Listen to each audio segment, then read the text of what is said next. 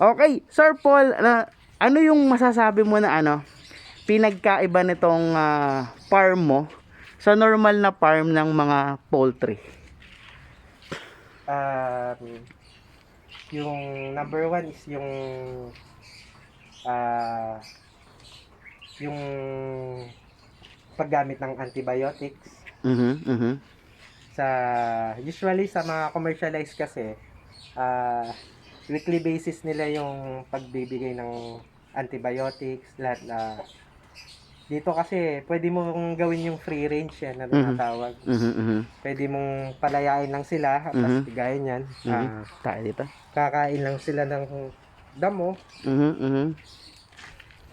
Yung parang pinaka ano ko lang dito, kaya una ako nag-breed ng manok. Para may pagkain ka, may ano kami, may table eggs kami. Tama, tama. Mhm. So, kasi laging nagkakaubusan ng itlog sa Merkado. ref. Oo. Oh, especially nung panahon ng pandemic Oo. itlog lang sapat na. Oo. Mhm. Ngayon, dito naging table eggs namin siya, tapos nakakapag ang tawag dito, at the same time makukumpara mo yung pagkakaiba ng ano ng galing sa market na itlog Ano ba kumpara yung dito sa free ano range. yung pinaka masasabi mong malaking pinagkaiba nila? Unang-una pa lang yung sa shell. Mhm, mhm. Kadalasan ng sa commercial, manipis ang shell, Madaling mabasag. madaling mabasag. Hindi katulad dito, pagka ikaw mismo yung nakakita ng mga alaga mo, ng kinakain mo, matigas yung shell nila, ibig sabihin, ano sila? Malusog. Oo. Tsaka mas, tawag dito, mas healthy.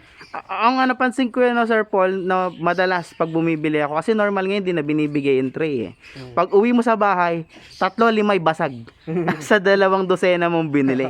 Kaya nagtataka ako bakit ganun. So ito pala yung magandang halimbawa, no. So take note natin yan, ang malusog na pag-aalaga sa manok, makikita rin yan sa kanyang itlog. Pag yung itlog matigas, ibig sabihin Healthy maganda. siya. Kasi Maganda. calcium yun Tapos Sir Paul, no, napansin ko, no, alam ko may pang-amoy ako, guys. Alam ko okay ako, wala ako sipon, di ba, barado ilong ko. Pansin ninyo, kanina pa ako nagbibideo, hulihin nyo may langaw. Wala siyang langaw. Hindi katulad sa normal na poultry, malangaw. Tapos, ang isa pang pinagtataka ko dito, hindi ko na amoy yung amoy tae ng manok. Paano nangyari yun, Sir Paul? Paliwanag mo naman.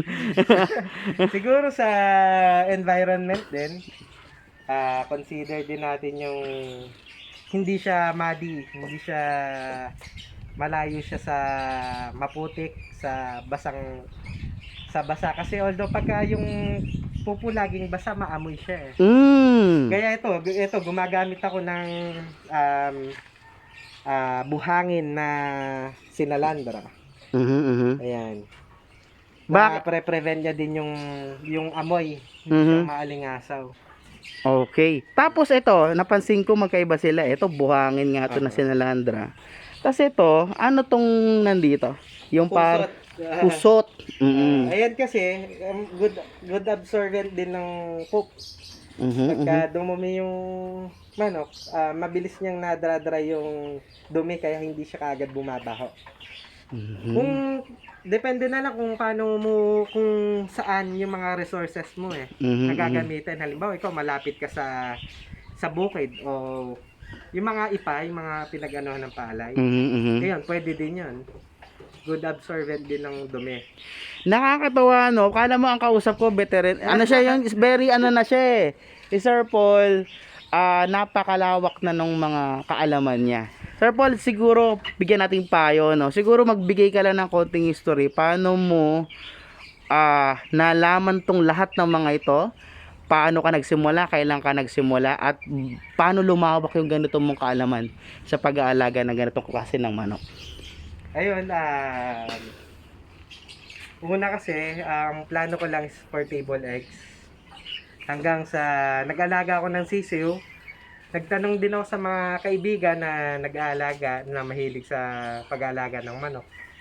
So, tinutulungan nila ako pagka halimbawang nagkasakit, makikita mo yung malalaman mo kung ano ba ang dapat na tamang ibigay na gamot. Nakadepende din sa kulay ng poop ng manok. Ayan yung kanina mo kinuwento sa akin na sobra ako nabilib, no? Kasi dati nakakita na rin ako na yan sa yan eh. Sa tao din, meron ding ibig sabihin yung mga hugis, anyo, amoy ng poop natin, pati kulay. Ito rin palang manok, no? Doon matututunan mo yun. Tapos, Siguro magbigay tayong halimbawa nga. Sige nga, ano yung mga masasabi mong kulay ng poop ng isang o dumi ng manok na may sakit siya? kasi ang normal na poop ng manok is formed. Formed siya na wala, tingnan natin. Sige, ano tayo ng halimbawa dyan, no? Ayun siya eh, parang form siya, form yung dumi niya. Pag may sakit yung manok kasi laging parang basa, katulad ng may basang green na may puti, possible siya sa fowl cholera o avian malaria. So magkaiba yung gamot niya. Pag more on brownish or yellowish, coccidiosis yung sinasabing coccidiosis. Kaya ayun, bago ka magbigay ng gamot sa manok, kailangan obserbahan mo muna siya. Hindi mo siya basta-basta bibigyan ng gamot dahil number one, syempre mahal yung gamot eh. Oo, Gagastos tama. ka sa wala, hindi siya gagaling. Totoo. May sapat na gamot para sa kanila. Ayun. Pero sa tagal mong nag-aalaga, siguro isabihin natin kung ano na yung pwede siguro yung pinaka-normal na naging parang naging sakit kung ano man at paano mo ito nabigyan ng treatment sa ganitong klase ng breed katulad ng pinakita natin kanina. Sa manok, normal lang magkaroon ng sipon ng mga manok eh. So ayun madalas lalo na pag malamig yung panahon. Pagka nahampas sila ng hangin o masyadong open yung kulungan. Natural lang na magkasakit sila. Pero wag lang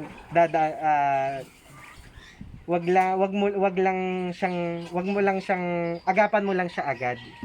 Para hindi ka mahirapan siya gamutin kasi nagkakaroon ng complication eh.